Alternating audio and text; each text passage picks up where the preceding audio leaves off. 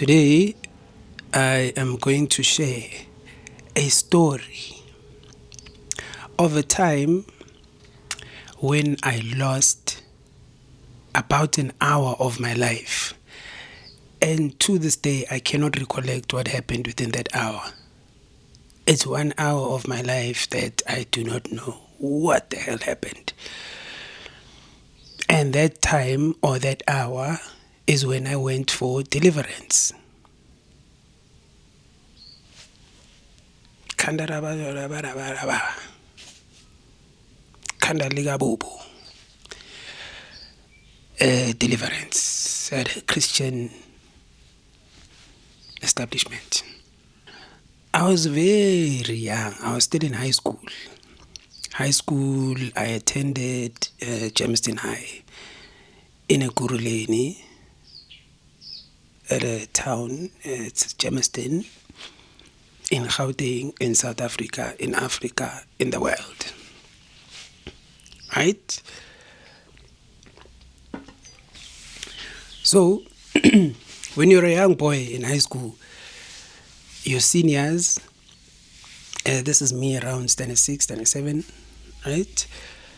Your seniors, I know there's a grade, I'm not even going to bother. Your seniors, especially the females, are attractive, right? Like I said, you're still discovering your body and. Okay. So when you stay in a township and you're going into town for school or your schooling, there's transportation, right? So different modes of transportation. Others would use taxis to go to school. Others would use transport in terms of a transport where they pay monthly, right?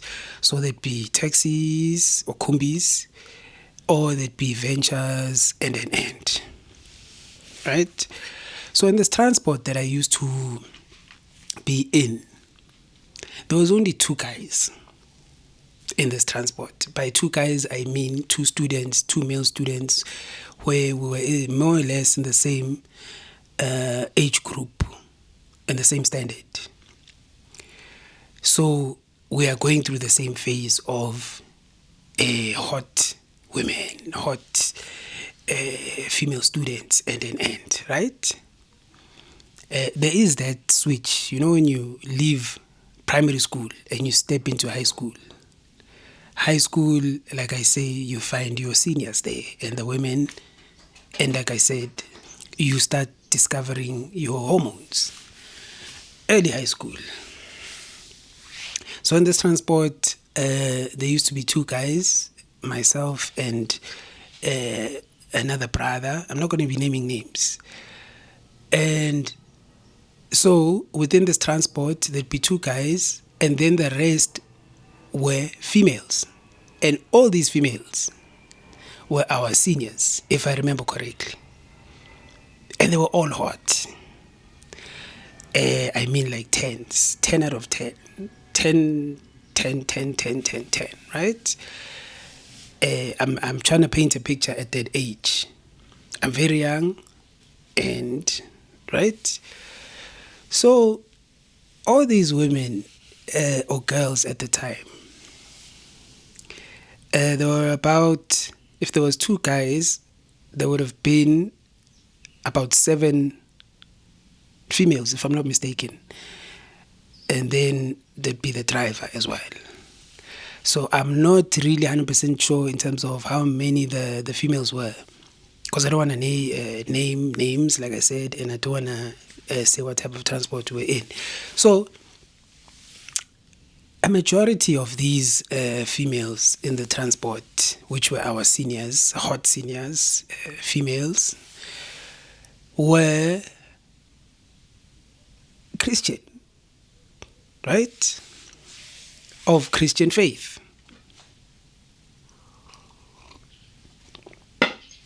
They were of Christian faith. I was not a Christian at the time. I came from primary school. I was attending a Catholic school, right? So we had sisters, we had nuns there, we had father. I remember every Friday we'd have to go through mass, whether you were Catholic or not, and I was not Catholic. And we'd attend like an hour of mass every Friday, the entire school, right? And the school wasn't that big in terms of numbers. There was very few students. I think in my class we might have been 7, if not 15 at most. That was primary school. So high school, remember, it's a culture shock now. I moved from being the senior, and now I'm the junior, right? It's me and this other guy in this transport, and we are constantly on some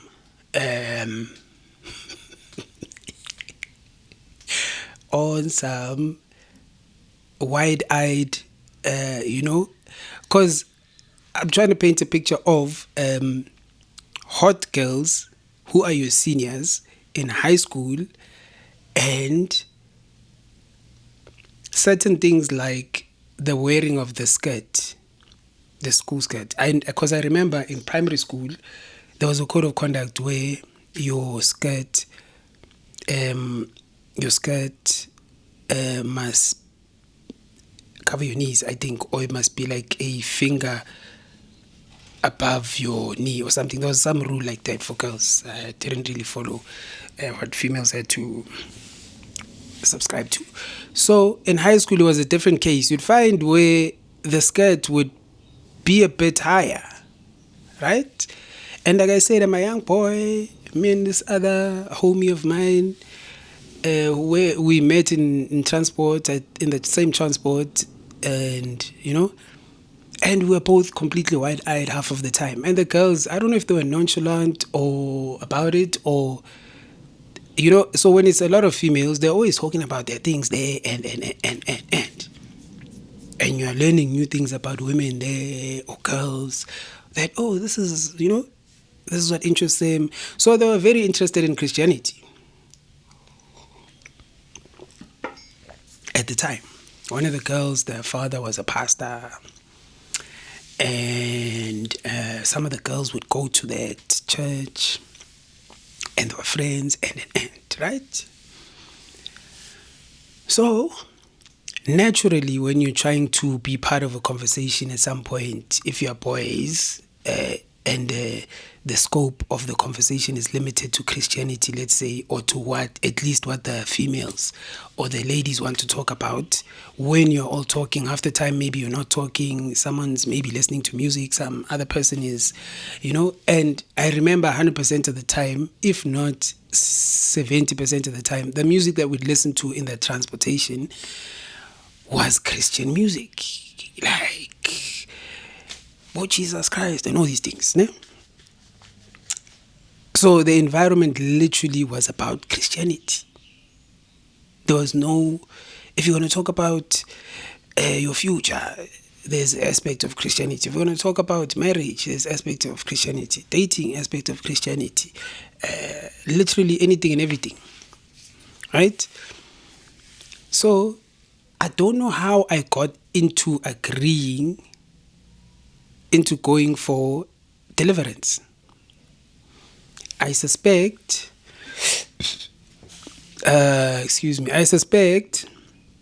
one of the reasons was because I was a horny kid, I think.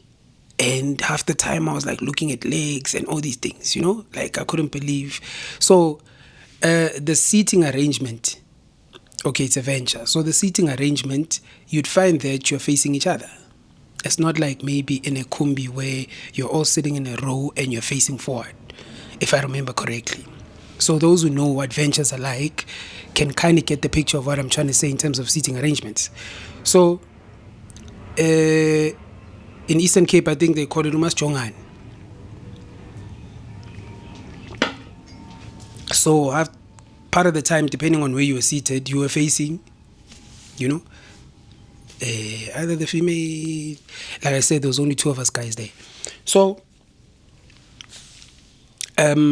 I might have here and there kind of, looked at, hey, this one's got nice legs, this one, because it's a much stronger in a situation, right? Okay. So I don't know, fast forward, I don't know how, but at some point, being part of that transport environment, and I'm not saying it was like a bad situation or anything, I enjoyed the time I was there. And I think it saved me from a lot of things because it kind of opened my eyes up to the ways of Christianity, like I said, and how certain females saw certain things. Because in high school, you'd actually come across people who were smoking in like toilets. And that was a culture shock for me coming from primary school. So this was a totally different environment where Christian environment type of a situation, and it's like every time you're going to high school, you're part of a sermon in the morning because of the music and because of the topics and so it wasn't a bad thing, it was a good thing, I think. And like I said, because I come from the primary school I was in was a Catholic school, so I kind of got that whole vibe of faith and being surrounded by faith type of a situation. All right, so at some point, fast forward, I think as much as the girls were attending there, and like I said, because we wanted to be part of the conversation, the other brother, I don't know if he ever went, but I at some point went to attend the church because the transport, like I said, was owned by a pastor. Hence, I was saying the whole Christianity thing and. So, I think I attend the church. And like I said, at some point, I agreed to going for Deliverance. So fast forward, I go for Deliverance. So Deliverance, for those who don't know, and me myself, I think I still don't understand it to this day, but it's when you go somewhere, and in this case, it's a private session where you meet some of the church congregants and they're casting out demons. They cast out demons, right? They're casting fire and maybe I'm a bit dramatic, but I only went to one Deliverance. So, yeah.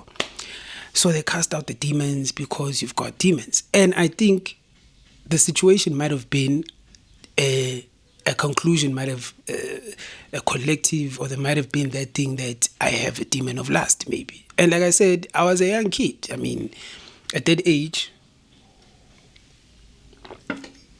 you're very impressionable.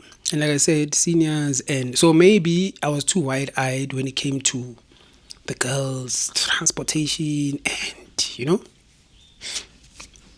So maybe a consensus or a conclusion might have come to a conclusion, or I might have, me, myself, come to the conclusion that, hey, maybe I've got a demon of lust, because maybe at some point I'll speak about it as a topic, maybe, and. I don't quite remember how I got to this conclusion. Or if it was actually a conclusion of me going there to get deliverance or receive deliverance for a specific demon or for a collection of demons. I don't know. Or because maybe I've never actually been to Deliverance, and it might have been something that maybe it's advisable for you to go for Deliverance. I've been there, yeah, Nam, I've been there, yeah, me too. And you come out so lightheaded and your life is so better after that, and an end, right? There's always some reason. I don't remember the specific reason is what I'm trying to say. Okay. So I go to for this Deliverance. So the Deliverance is not at the church, right? The Deliverance, I think I went there like on a Saturday or something. It was somewhere else where they conduct these deliverances. And I'm trying my best not to sound all spooky and because like I said, my experience there was a good experience with everyone in terms of the transportation and. So I don't want to cast any like bad light on the situation. I'm just trying to share what happened. I go there. So when I go there, I think my mother advised me that go with a friend or something.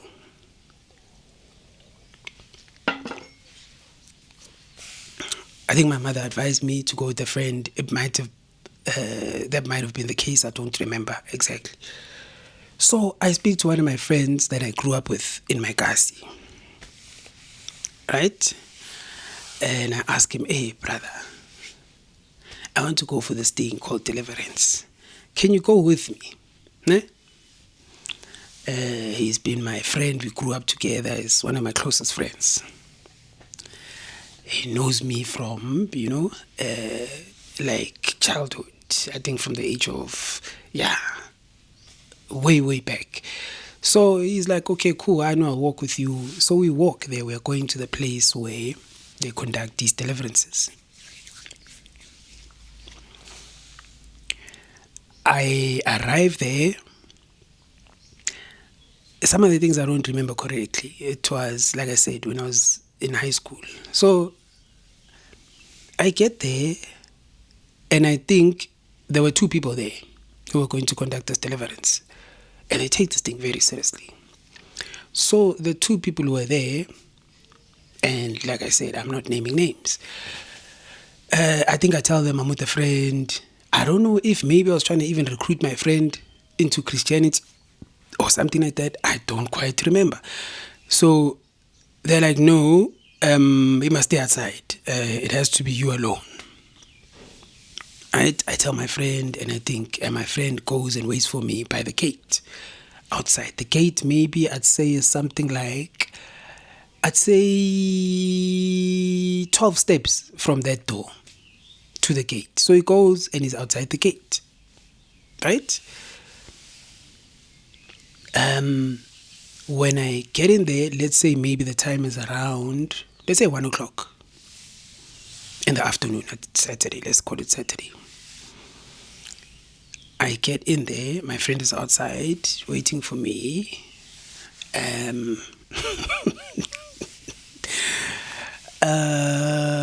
get in there. Okay, so I think they tell me to get on my knees and put my hands up. And they're going to pray for me, right? Pray for me and then cast the demon or demons out. Or, like I said, I don't remember if they said I had a demon or it was just something that you just occasionally do to make sure that you are clean type of a situation. I don't know. So I'm there. And remember, this is all because I think I was trying to impress the girls in the transportation, in the transport I was in. I don't know. I just found myself being in that situation. Chances I was trying to impress the pastor's daughter or some girl there, but I think I had a crush on all of those girls that were there. So I'd say anything at the time. So there I was. Now my hands are up, and these people are now starting to pray for me. Close your eyes. I close my eyes. And they might have had, one guy had his hand on my head, top of my head, which is crazy. The only person who actually touches my head is like my barber, right? It's a very sensitive area. That area, you don't just let anyone touch your head type of a situation. And the other brother might have had his hands on my shoulders. So I'm on my knees, they are standing. And they pray. I kid you not, this is what happened. They pray. They're kind of ring the kalabara, the language, the holy language, and speaking in tongues. So yeah, speaking in tongues. So, okay, fine. I think in my mind, I swear, I kid you not, this was like maybe 10 minutes, 10 to 15 minutes of the praying and the casting out. And I'm there, I'm closing my eyes. I'm even maybe thinking, hey, the things that I'm doing for these girls or for this girl that I had. Like I said, I don't quite remember why I got in that situation, but I know it was one of those things where I was just trying to be part of a conversation and found myself... those who can relate will relate when you're trying to impress girls. at a young age. You try to impress. So if I had to be a Christian to impress the girls, I'll be a Christian. So I'm there, my eyes are closed, hands are up, they're praying, right? They're praying, and I'm thinking all these things. Or maybe I'm thinking, I'm going to get her now, she's going to like me, maybe because, I don't know if that was the case. Like I said, crazy times, being a teenager. And 10, 15 minutes, it's done in my mind.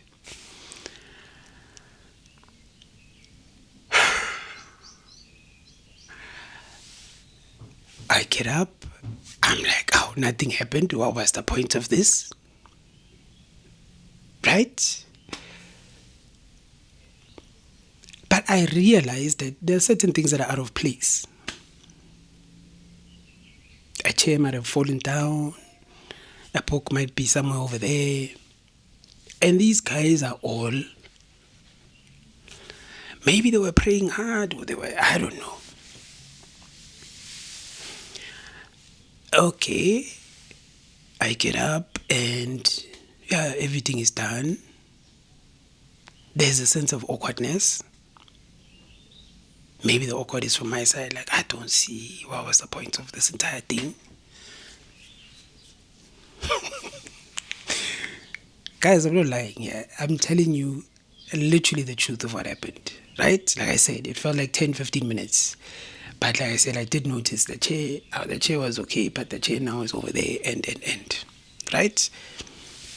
I get up, okay, it's over. Then I'm clean.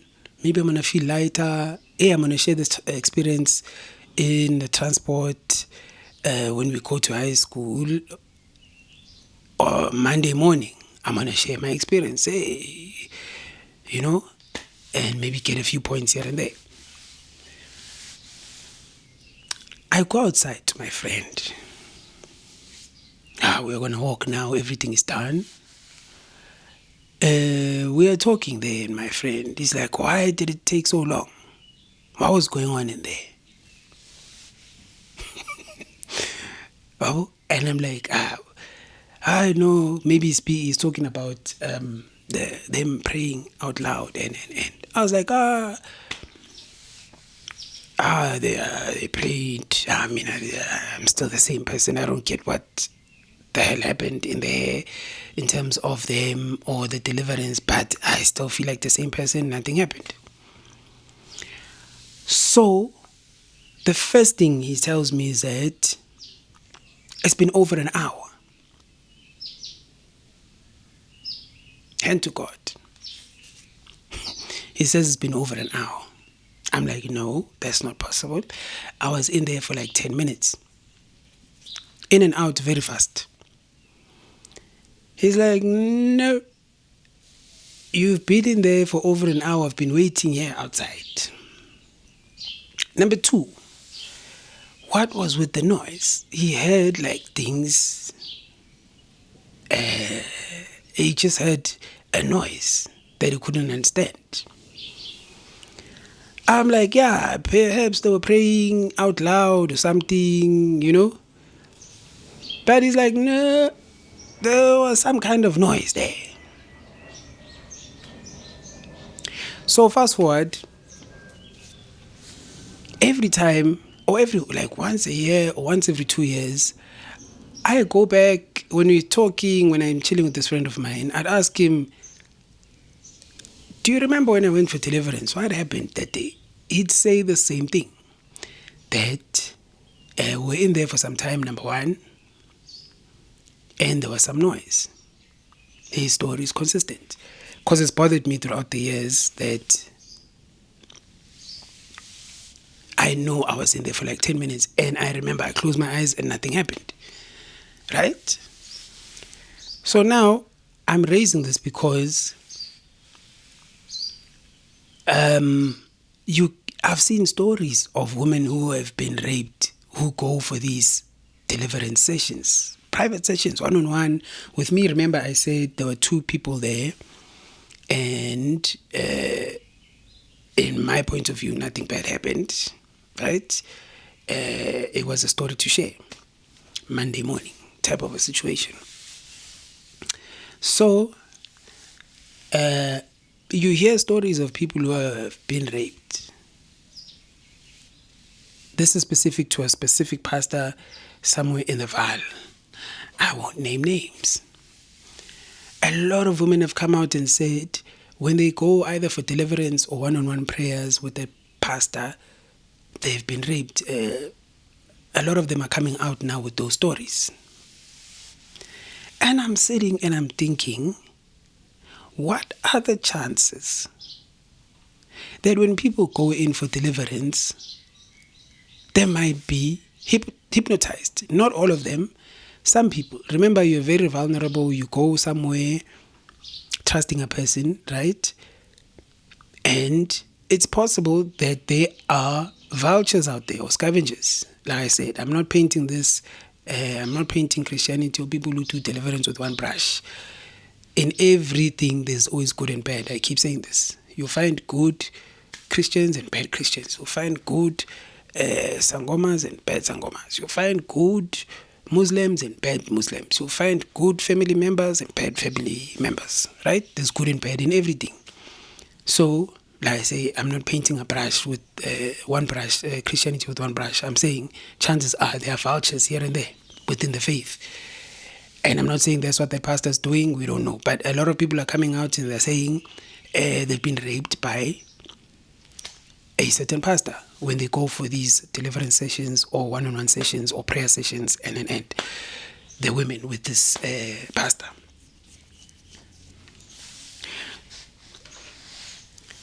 I want to read something. Hypnosis is a mental state of focused concentration and heightened suggestibility, often induced through verbal repetition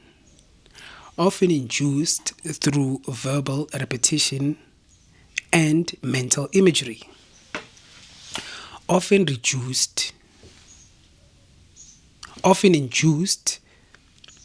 through verbal repetition and mental imagery. Close your eyes, put your hands up, repeat this. Often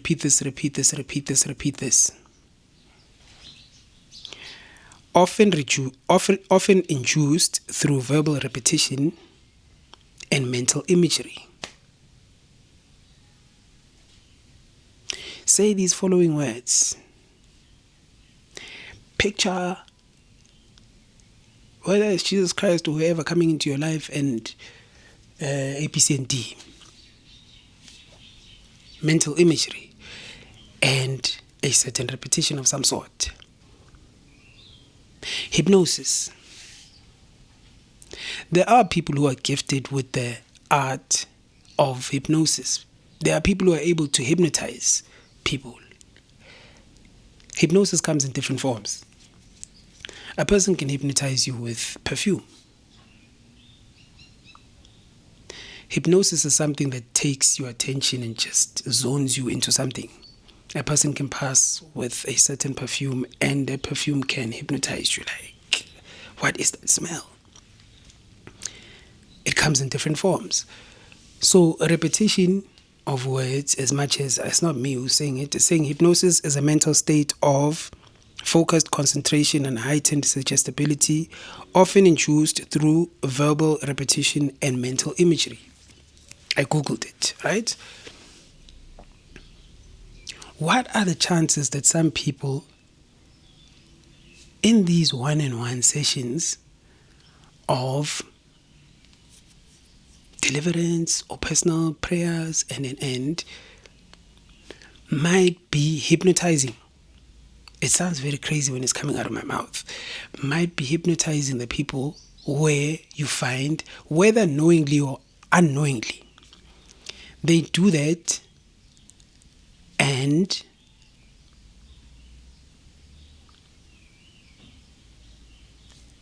they suggest, because if you've seen people who hypnotize people, they will suggest that you won't remember anything after this has happened, type of a thing.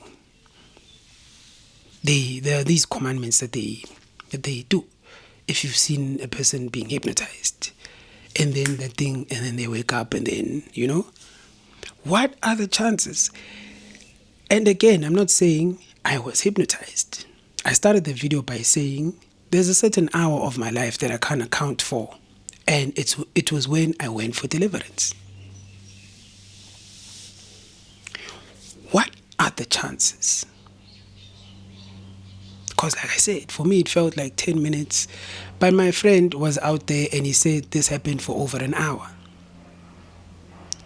And I might have been kicking around. Maybe that's what happens when you cast out demons. I might have been kicking around, and maybe that's why the chair was on the floor, and because it never made sense for me. Right? But what if that is what happened?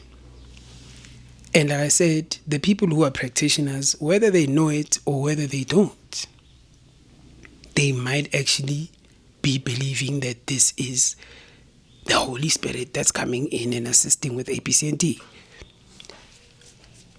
And they might unknowingly be hypnotizing people. Let's just entertain that thought. What if that is what actually happens in these sessions?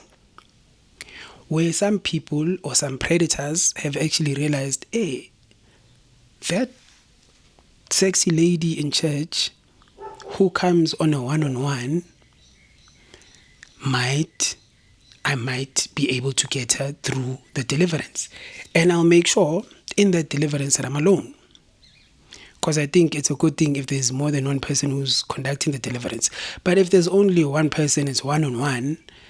And if that person is able to make you forget that experience, maybe the only thing you'll feel is that, hey, actually, I feel like something's up down there.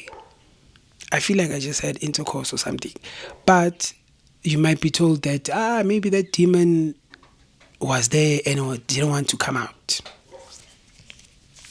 That demon didn't want to come out, and that's why you're feeling like that there. I'm just saying. I'm not saying that's the case. But I'm just saying hypothetically, what are the chances that you'd get an excuse like that? Hypnosis is a mental state of focused concentration and heightened suggestibility, often induced through verbal repetition and mental imagery.